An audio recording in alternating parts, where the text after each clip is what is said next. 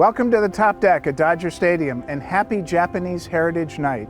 You may notice a new attraction behind me, but actually it's a treasured artifact from our franchise history.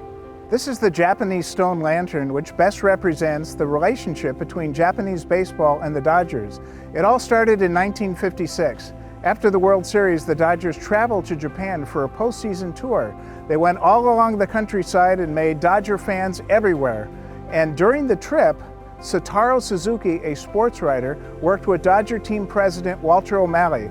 That began a relationship that would last more than 30 years.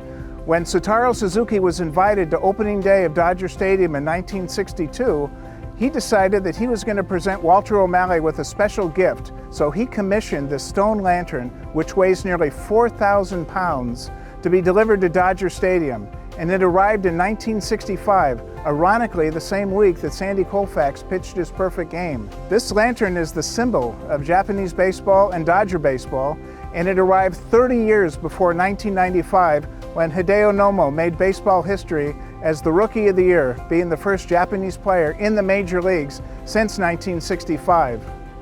The 1956 tour was significant for the Brooklyn Dodgers because it was the last hurrah for the Boys of Summer, a chance for them to travel together. Jackie Robinson made his last appearance in a Dodger uniform in Japan during the tour. And the Dodgers would make other trips to Japan after the 1966 and the 1993 seasons as the Los Angeles Dodgers. And international baseball, when the Olympics were held at Dodger Stadium, it was Japan defeating the United States in the gold medal game.